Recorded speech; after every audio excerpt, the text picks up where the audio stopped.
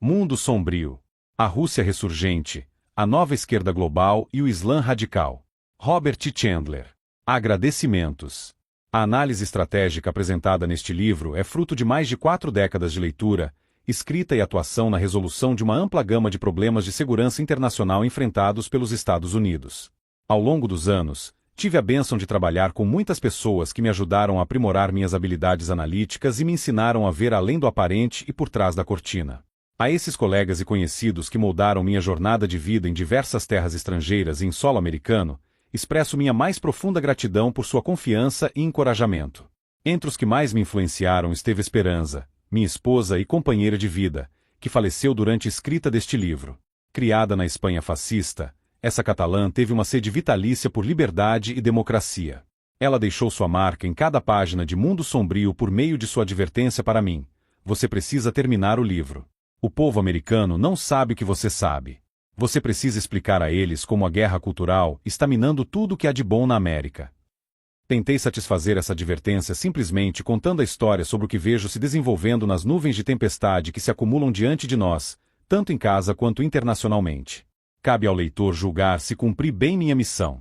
Em segundo lugar, sou profundamente grato a Peter Siebel, de Loosdrecht, nos Países Baixos, por sua graça e confiança inabaláveis em compartilhar seus pensamentos, ideias e documentos que foram essenciais para escrever os capítulos sobre os progressistas, socialistas e marxistas anti-americanos nos Estados Unidos e na Europa. Peter é um bom amigo e colega cuja dedicação à América se fundamenta em seu reconhecimento do engano e da dissimulação por parte da esquerda radical na tentativa de destruir os Estados Unidos. Ele também foi o melhor anfitrião da Europa para este visitante estrangeiro por diversas vezes nas últimas 2 décadas. Em terceiro lugar, John Hayes, do Instituto Maldon, foi muito prestativo ao compartilhar seus anos de experiência em rastrear, analisar e escrever sobre os socialistas e marxistas americanos. Além de compartilhar análises de primeira linha do Maldon sobre ameaças e riscos enfrentados por empresas e pelo governo dos Estados Unidos, John também me deu uma cópia de seu manuscrito inacabado sobre o Institute for Policy Studies, também conhecido como o think tank da esquerda. Os insights de John foram extremamente úteis para que este autor quebrasse o código subjacente à estratégia e aos objetivos do Instituto. Sou muito grato por todo o seu apoio e orientação. Em quarto lugar, meus agradecimentos também vão para o Urso por sua amizade, conselhos e assistência na localização de documentos difíceis de encontrar que fundamentam argumentos-chave deste livro. Beneficiei-me muito de sua profunda compreensão dos mecanismos ocultos do mundo e dos aspectos essenciais de histórias importantes que permanecem não contadas. Muitas outras pessoas auxiliaram minha pesquisa de 1001 maneiras diferentes, desde o envio de artigos, relatórios e estudos sobre temas relevantes até o compartilhamento de suas experiências e observações sobre aspectos cruciais do nosso mundo complexo. A todos eles, estendo minha sincera gratidão. Introdução. Governo Mundial Único. Os americanos do início do século XXI encontram-se presos em um mundo em rápida transformação, cercados por perigos iminentes que emanam de 3 centros principais de atividade: um político, outro ideológico e um terceiro cultural, georreligioso. Cada grupo hostil usa propaganda e desinformação para apresentar imagens dentro de planos estratégicos de dissimulação, projetados para mascarar suas ações, minar a influência geopolítica americana e remodelar as realidades da ordem mundial. Os americanos enfrentam uma situação semelhante à criada por burocratas franceses desajeitados, jornalistas preguiçosos e professores cooptados nos anos 1930, quando todos ajudaram a embalar o povo da França na crença de que a linha Maginot lhes oferecia proteção garantida contra um ataque alemão. Da mesma forma, os americanos reagem às imagens enganosas tecidas por políticos, jornalistas e intelectuais, que sugerem que tudo estaria bem no mundo se os Estados Unidos simplesmente deixassem de fazer as coisas que os tornam impopulares. Enquanto isso, os russos apresentam um espetáculo teatral de amizade e cooperação com o Ocidente capitalista. Os progressistas socialistas marxistas dentro da América promovem uma revolução cultural em câmera lenta, e os salafistas da Arábia Saudita, wahhabitas, preparam a América e a Europa para seu novo status de dimitude, ou seja, uma subserviência gradual à ideologia da jihad e às potências islâmicas que a propagam. Mundo Sombrio trata das forças políticas ocultas nas sombras dos assuntos internacionais. Examina uma ampla gama de inimigos da América, incluindo aqueles mais velhos que sobreviveram à Guerra Fria e outros que surgiram desde então por obra de novos predadores transnacionais.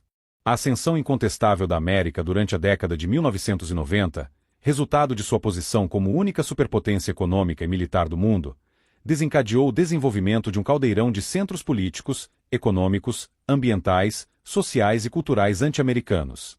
Esse ódio fervilhante aos americanos se consolidou em uma rede solta de apoio mútuo, composta por 3 principais centros de atividade anti-Estados Unidos. 1. A mão oculta do Kremlin, operando a partir do mundo sombrio para criar condições favoráveis aos objetivos geopolíticos de longo prazo da Rússia. 2. Uma teia progressista socialista marxista radical de frentes populares, agentes de influência e operativos encobertos, fomentando uma revolução cultural anticapitalista nos Estados Unidos e na Europa. 3. Um multinacional salafista islâmico com interconexões entre Al-Qaeda e outros grupos terroristas, dedicados à restauração de um califado mundial e aos planos da Arábia Saudita de colocar Europa, Rússia e Estados Unidos sob suzerania islâmica. Esses 3 centros de atividade operam como polos independentes de anti-americanismo, mas existem muitas conexões entre eles. Juntos, formam um internacional sem rosto, que persegue objetivos comuns de redução do poder e da influência dos Estados Unidos no mundo, ao mesmo tempo em que competem entre si pela supremacia geopolítica global. Esses objetivos estratégicos compartilhados abrem oportunidades para apoios pontuais uns aos outros, às vezes por meio de intermediários coordenando atividades, e em outras, simplesmente repetindo a linha política do outro. A Rússia, por exemplo, contribui para o movimento pela paz da esquerda radical por meio de seus aliados ideológicos reciclados da Guerra Fria presentes dentro dos Estados Unidos. Ao mesmo tempo, os protestos contra a guerra, dirigidos contra a guerra ao terrorismo conduzida pelos Estados Unidos no Afeganistão e no Iraque, promovidos pela esquerda radical doméstica e internacional, contam com o apoio da Al-Qaeda e de outros grupos terroristas. A Rússia, por sua vez, apoia o terrorismo internacional por meio do fornecimento de armas a combatentes inimigos, utilizando-se de proxies e subproxies. Nesse cenário, 3 grandes concorrentes geopolíticos, cada um com recursos suficientes para estabelecer uma nova ordem mundial, estão engajados em uma competição de longo prazo, na qual o vencedor leva tudo. Suas armas são palavras e cultura, força econômica e habilidade diplomática, ação política tanto às claras quanto nas sombras do mundo, além de armas de fogo e bombas. O vencedor final conquistará o direito de exercer seu poder e autoridade política sobre os 6 bilhões de habitantes da Terra. Malachi Martin, eminente teólogo do Vaticano, foi o primeiro a descrever a competição global que visava o controle de toda a população mundial.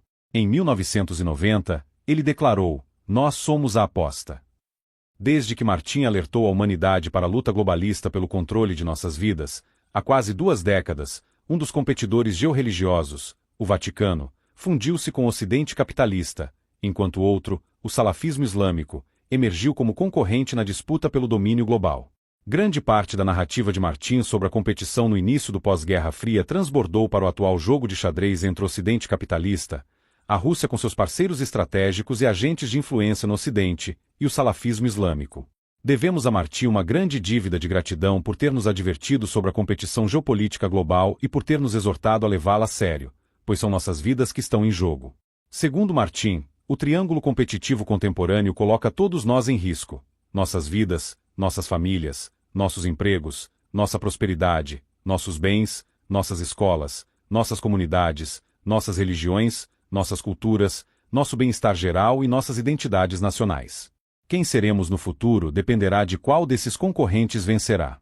Independentemente do vencedor, nenhum aspecto de nossas vidas permanecerá imune ou intocado.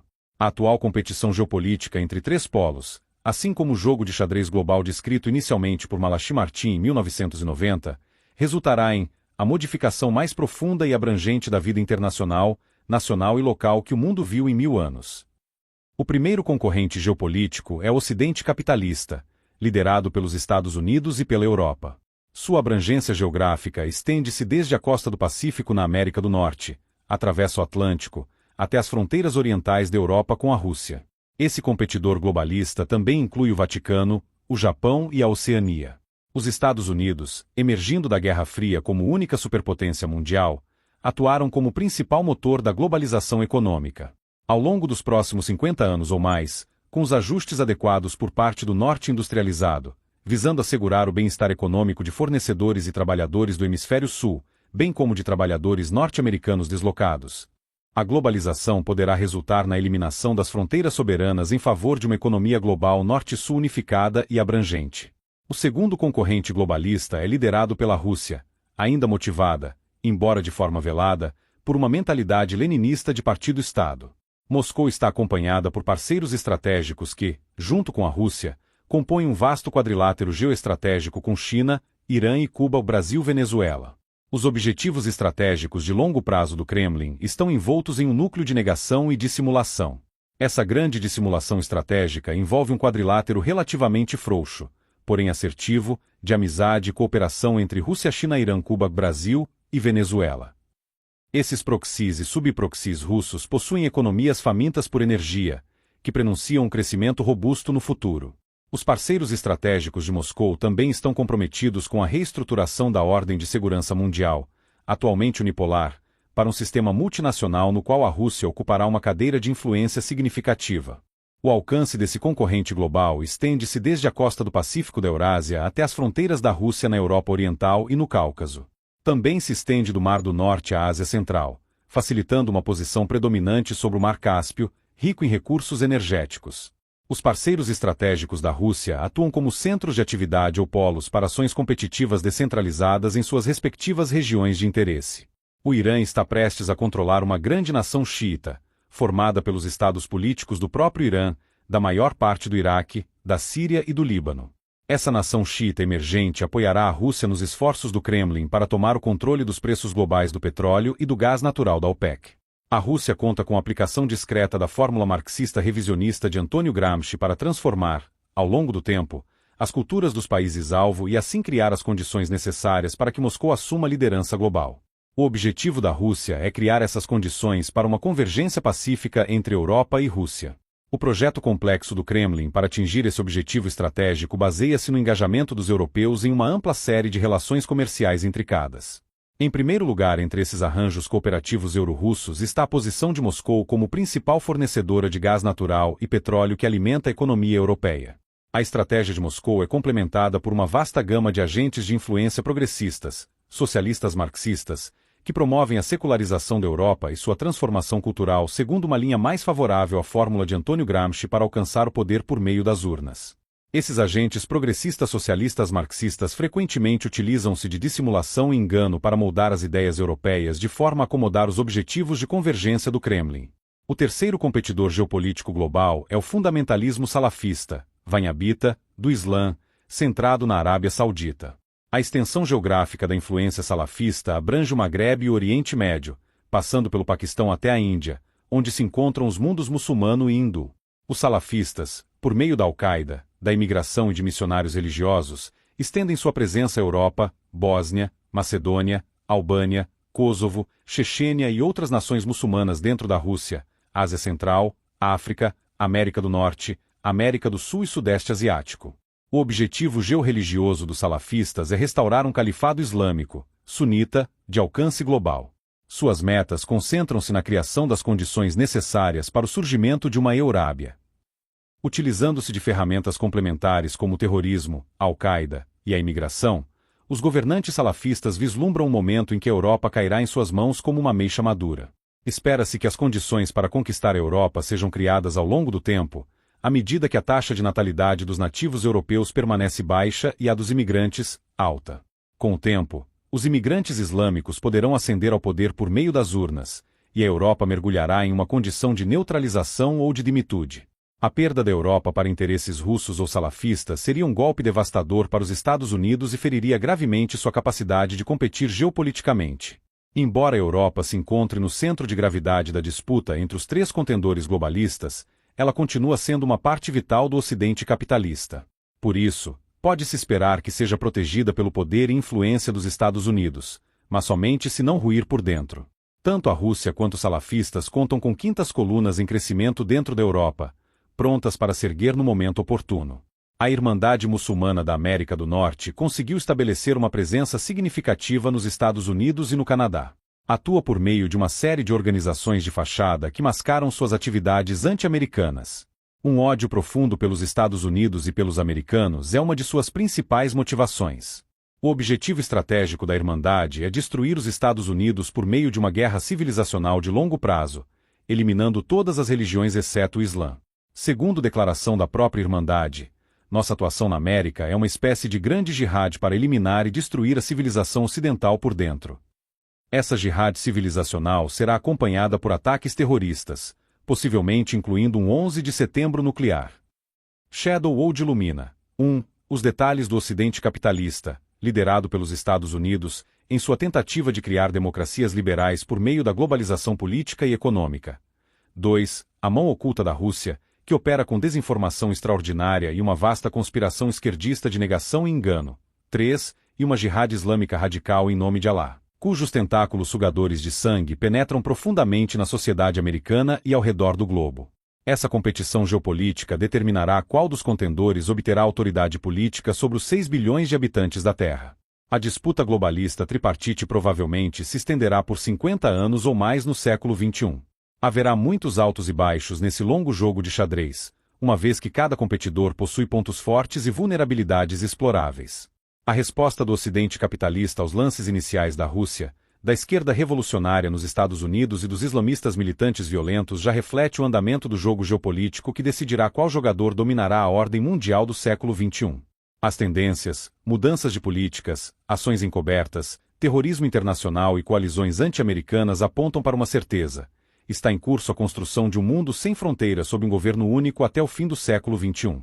A pergunta em aberto é se essa nova ordem mundial será autocrática, democrática ou teocrática. O vencedor final dessa competição geopolítica global ainda não é evidente. 1. A Caverna de Platão. Platão explicou as diferenças entre imagens e realidade em sua forma mais simples e talvez mais pura há cerca de 2400 anos. Ele escolheu as sombras feitas por uma fogueira em uma caverna para explicar a diferença entre o que vemos e a realidade que nos cerca sob a luz do sol fora da caverna.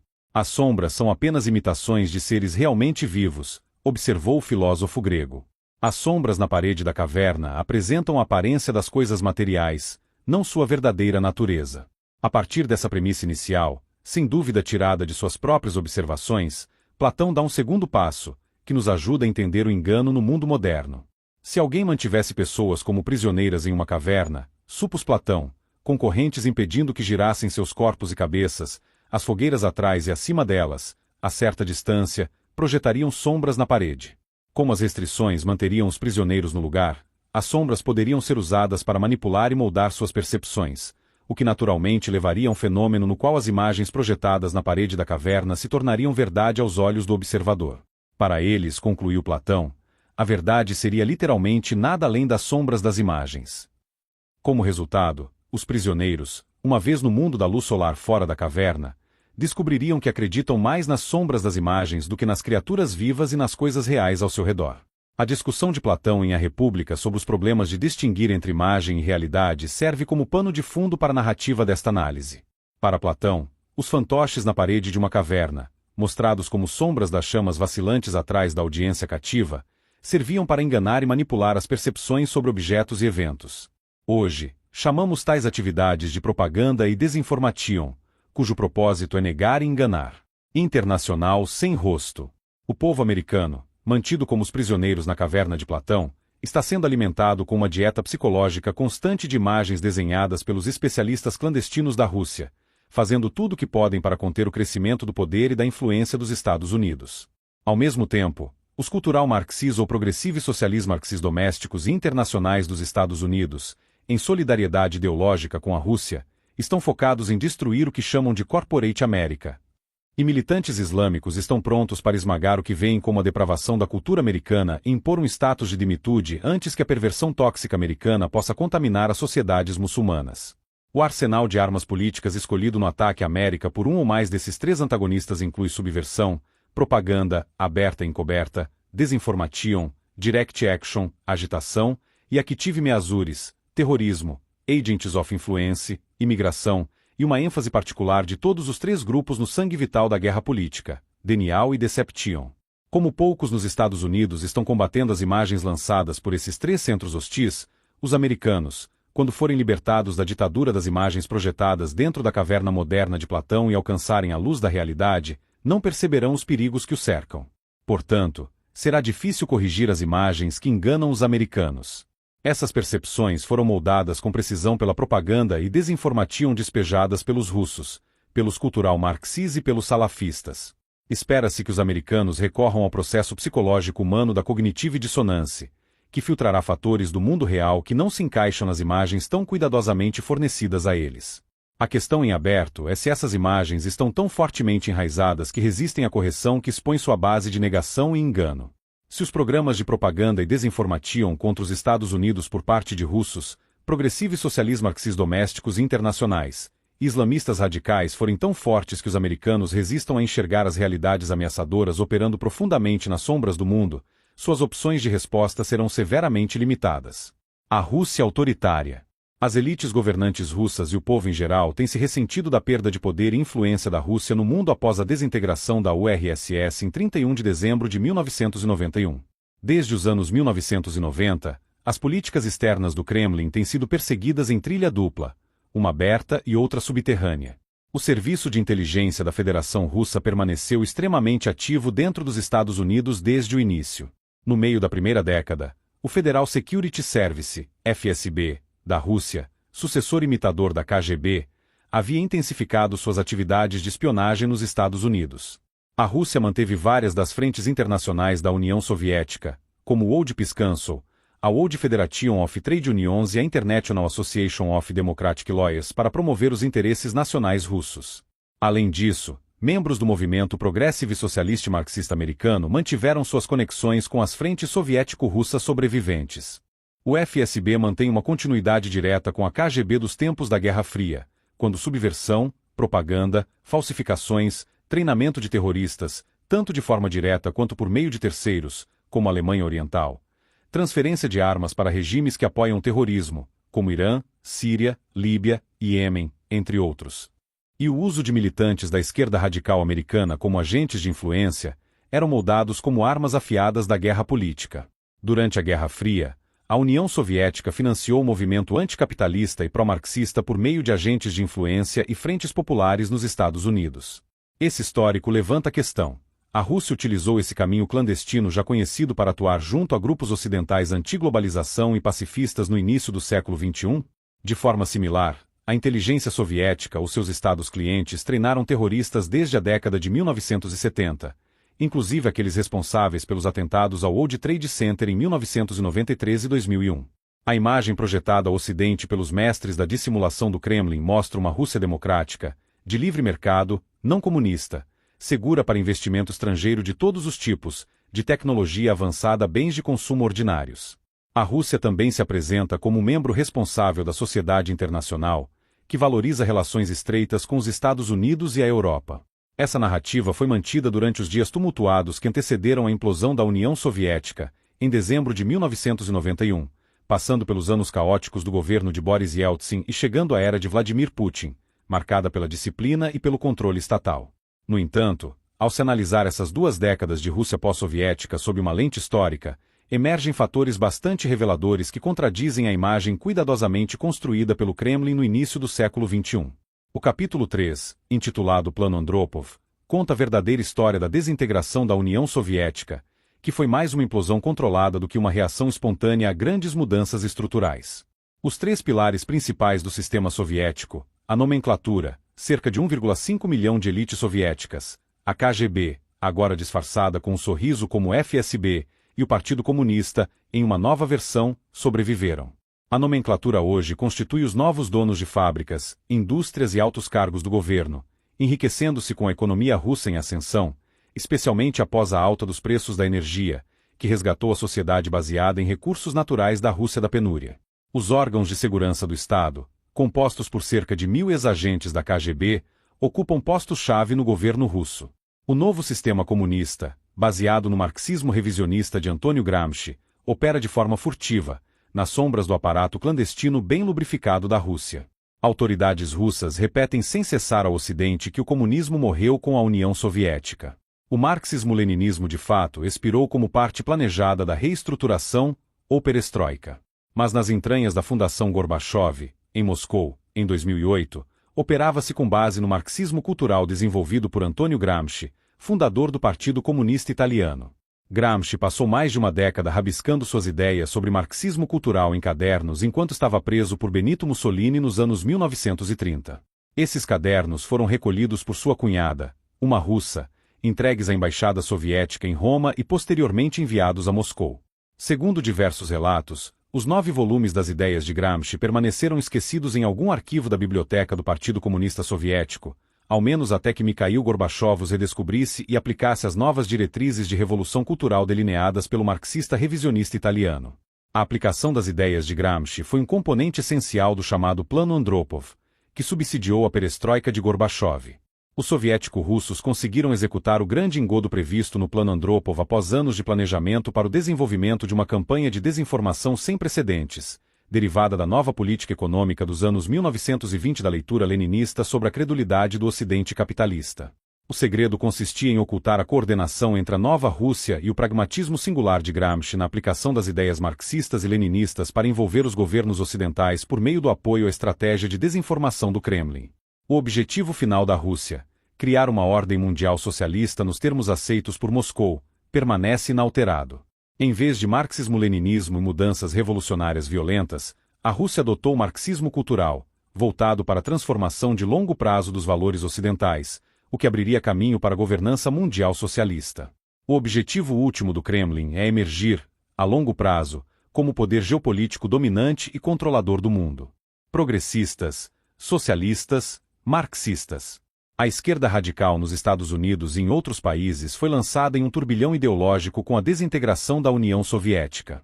A ditadura do proletariado e outras ferramentas de poder do leninismo foram desmascaradas por aquilo que realmente eram: instrumentos para que a elite autoproclamada do Partido Comunista Soviético exercesse controle total sobre as populações indefesas da Rússia, Ucrânia e demais povos oprimidos nas áreas dominadas pelo Kremlin. Quando a União Soviética e seu Partido Comunista colapsaram no fim de 1991, os povos da Europa Oriental expulsaram seus algozes comandados de Moscou, e o Muro de Berlim veio abaixo.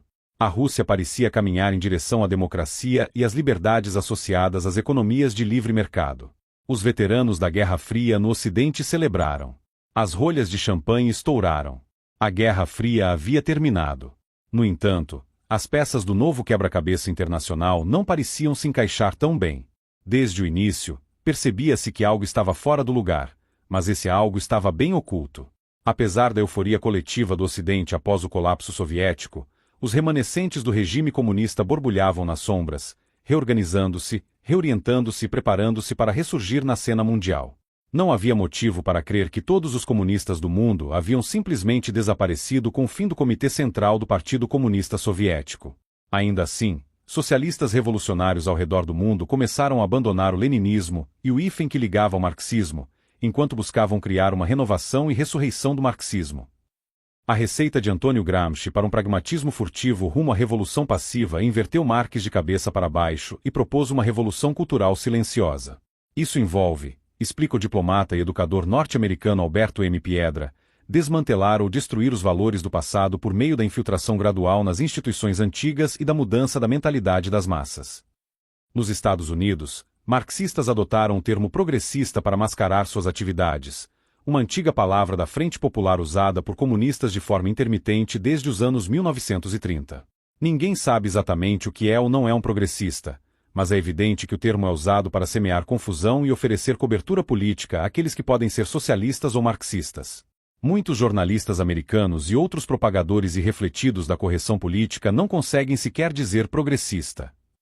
Eles confundem ainda mais as coisas ao chamar erroneamente radicais de esquerda de liberais, o que é um insulto tanto para os membros da ultra-esquerda quanto para liberais legítimos.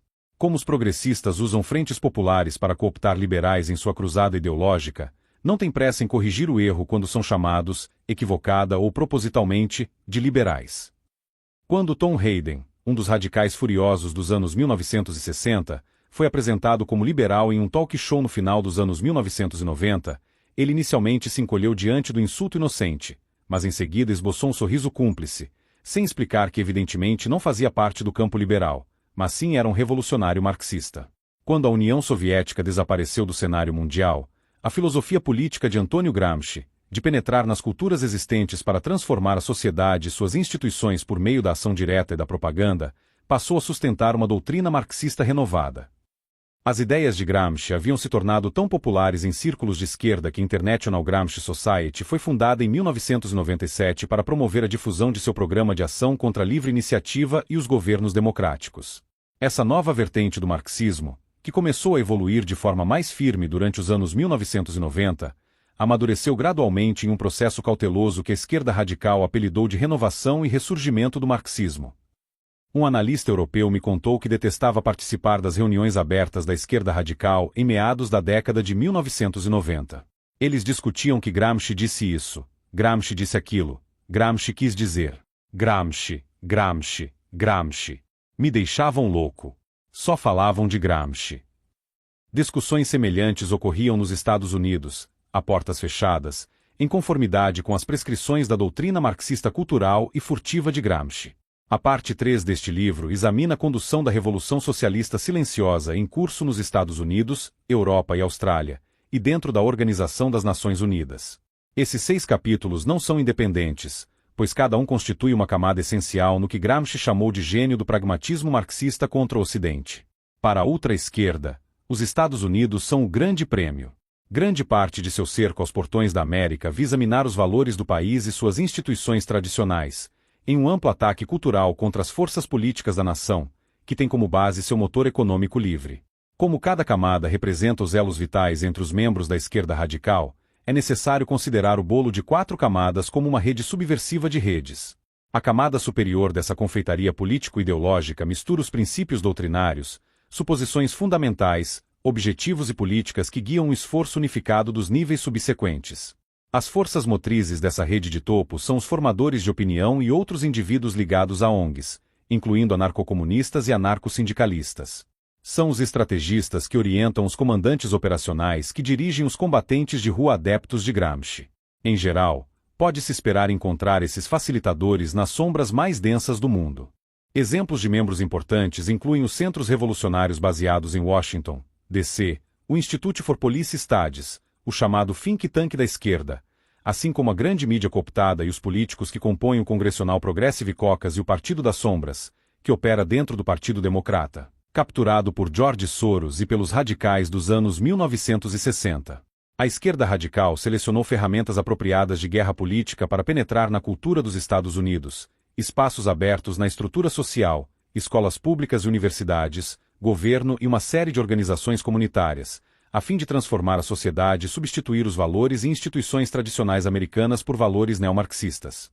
Arnaud de Borgrave, editor sênior da United Press International e do The Washington Times, explicou a renovação e o ressurgimento da ultra-esquerda em 2001 ao focar em uma de suas forças motrizes mais poderosas. O think tank esquerdista de Washington Institute for Police Studies, IPS, está de volta ativa. O IPS foi um importante canal de disseminação de temas centrais da desinformação soviética durante toda a Guerra Fria e passou a maior parte da década passada de 1992 a 2001 lambendo suas feridas e aguardando pacientemente a próxima oportunidade global anticapitalista. Ela chegou agora. A segunda camada do bolo progressista socialista marxista é composta pelos principais parceiros estratégicos do nível mais alto. Indivíduos e ONGs nesse nível operam de forma mais aberta do que na camada superior. Esses esquerdistas são os principais planejadores operacionais, que podem ser melhor vistos como facilitadores da orientação vinda do topo. Esses atores da segunda camada se valem de suas próprias fontes de financiamento, bem como daquelas disponibilizadas pelo nível superior. Embora muitos operem à margem, atuam majoritariamente de maneira aberta. Exemplos de parceiros estratégicos do nível superior incluem a American Civil Liberties Union, ACLU, o National Lawyers Guild, esquerdistas infiltrados na grande imprensa e vários milhares de professores marxistas em universidades americanas. Ativistas anti-globalização e anti-guerra são os principais agentes da terceira camada do bolo radical. A maioria é composta por membros de ONGs que protestam contra ações econômicas e políticas dos Estados Unidos. Entre as principais áreas temáticas estão o meio ambiente, questões de gênero, raça, imigração, direitos dos animais e uma infinidade de outros grupos. Exemplos incluem ONGs como Movion.org, Rainforest Action Network, National Organization for Women, La Raza e Code Pink. Essas organizações frequentemente atraem membros engajados por uma causa única, apenas para serem cooptados pela propaganda e desinformação progressista socialista marxista. O quarto nível do chamado movimento progressista é composto por trabalhadores de rua que atuam como bucha de canhão da esquerda radical em protestos de ação direta, agitação e propaganda nas cidades da América do Norte, Europa, Oceania e mundo em desenvolvimento. Todas essas frentes ativistas se opõem ao neoliberalismo, à globalização no Sul e aos conflitos no Afeganistão e no Iraque. Entre o grande número de estudantes universitários ativistas, muitos não são motivados por ideologia. Protestar é divertido. Como um manifestante estudantil contra a Guerra do Vietnã me disse em 1969, marchar pelas ruas de Washington, D.C., era apenas uma questão de fumar um pouco de maconha e pegar um pouco de mulher. Em inúmeras entrevistas feitas por este autor com estudantes e manifestantes da esquerda radical desde a Batalha de Seattle, em dezembro de 1999, revelou-se que um grande contingente simplesmente ignorava as credenciais comunistas dos organizadores dos protestos. A gente não é político, suspirou uma estudante, somos a favor da paz. Salafistas islâmicos. Durante quase 1000 anos, do século VII e VIII até o XVII, guerreiros islâmicos varreram o mapa do mundo, indo de Portugal ao norte da Índia, norte da África, Espanha e sul da França, Balcãs, Turquia e partes da Hungria e da Polônia. Após o surgimento dos turcos otomanos, a pressão sobre o Ocidente foi mantida até sua derrota retumbante em 1683, durante o cerco a Viena. A vitória do Ocidente cristão iniciou uma longa retração da civilização islâmica, que chegou ao seu ponto mais baixo na década de 1920, após o fim da Primeira Guerra Mundial, quando apenas 4 países islâmicos, Turquia, Arábia Saudita, Irã e Afeganistão, não foram reduzidos a alguma forma de domínio por não-muçulmanos. A retirada do Ocidente do colonialismo, especialmente após a Segunda Guerra Mundial, resultou na independência de 45 países com maioria muçulmana. Assim, o contemporâneo ressurgimento islâmico, explicou Samuel Huntington, é, em sua essência, um retorno histórico aos violentos confrontos entre o Islã e o cristianismo, a mesma violência que marca o conflito entre o Islã radical e o Ocidente há quase 1400 anos. Huntington citou diversos fatores como contribuintes para o conflito atual entre o Islã e o Ocidente. 1. O crescimento acelerado da população muçulmana, gerando um pico de desempregados e descontentes. 2. Maior confiança entre os povos muçulmanos no valor intrínseco de sua civilização e valores. 3. Medo muçulmano dos esforços do Ocidente predominantemente cristão em universalizar seus valores e instituições por meio da globalização econômica e política. 4. Colapso da União Soviética como ameaça comum ao Ocidente e ao Islã. E 5. O contato e a interação entre ocidentais e muçulmanos no mundo atual deram aos últimos um renovado senso de identidade e uma valorização das diferenças entre seus valores e os do Ocidente, considerados por eles superiores. No século XXI, a desaprovação e o temor muçulmanos de serem contaminados pelo que consideram uma doença ocidental, fruto de uma depravação e decadência grotescas, adicionaram um sexto elemento à fórmula de Huntington. Ou, como descreveu corretamente Dinesh de Souza em 2007, os muçulmanos radicais estão convencidos de que América e Europa tornaram-se sociedades doentes, dementes, que destroem a fé religiosa, corroem a moralidade tradicional, dissolvem a família patriarcal e corrompem a inocência das crianças. O caldeirão multicultural entre o Ocidente judaico-cristão e o Oriente muçulmano começou a transbordar. Aos olhos muçulmanos, explicou o professor Huntington, o secularismo ocidental, a irreligiosidade, portanto, a imoralidade são males piores do que o cristianismo ocidental que os originou. A acomodação dos Estados Unidos e da Europa a um califado mundial restaurado, ou, talvez, a uma rede de califados cooperativos, poderia ocorrer de 2 formas possíveis para os países ocidentais. A primeira é a preferida pelo Islã, pois envolve a rendição sem resistência. A população, após ver seus valores e estruturas sociais completamente corroídos pelo avanço do Islã, poderia simplesmente se submeter como cães espancados e render-se à dominação islâmica, convertendo-se ao Islã. Nesse caso, seriam aceitos e, aparentemente, tratados de forma justa. A segunda alternativa para o Ocidente seria invocada caso a população infiel fosse derrotada por ação militar islâmica. Os incentivos seriam mais escassos e os castigos mais severos. Os infiéis derrotados poderiam 1. Converter-se ao Islã e serem promovidos à cidadania de primeira classe na sociedade islâmica. 2. Não se converter e manter sua própria religião, apenas judeus e cristãos são elegíveis, sendo então rebaixados à cidadania de segunda classe, sob circunstâncias potencialmente duras e com liberdades restritas. Ou 3. Nem se converter nem manter sua religião, caso em que poderiam ser eliminados ou sujeitos à limpeza étnica. Na Europa, como documentado de forma persuasiva por Batieur, os europeus já foram condicionados à dimitude e estão sendo neutralizados por dentro por meio da submissão passiva à censura intelectual, insegurança, violência interna e até terrorismo. A Europa está morrendo. O ataque ao Ocidente é fruto da visão islâmica radical de um califado mundial no qual o Alcorão serve como fonte da lei para todos os povos. Este mundo de fantasia está longe de ser novidade, ele faz parte da doutrina islâmica desde o início. Enquanto isso, os salafistas na Arábia Saudita estão utilizando a imigração como arma para colonizar os Estados Unidos por meio de uma série de medidas encobertas. Financiados por recursos sauditas, os imigrantes para a América do Norte são auxiliados na construção de mesquitas, criando bolsões de áreas dominadas por muçulmanos no país, e aos poucos, corroendo os valores americanos, a fim de abrir mais espaço social para os muçulmanos. O terrorismo e a imigração são a espada de dois gumes na quase-guerra salafista gvanhabita contra a América judaico-cristã, que, a longo prazo, será incapaz de resistir à imposição do universalismo islâmico e a viver sob as condições de um califado mundial. Muitos membros da família real saudita, como Arnaud Bourgrave recorda aos americanos, consideram Osama Bin Laden um herói maior que a vida ou uma espécie de homem milagroso.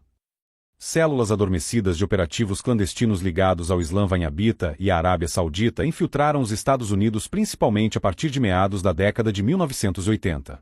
Em 2008, a presença saudita Wahhabita dentro da América já era extensa.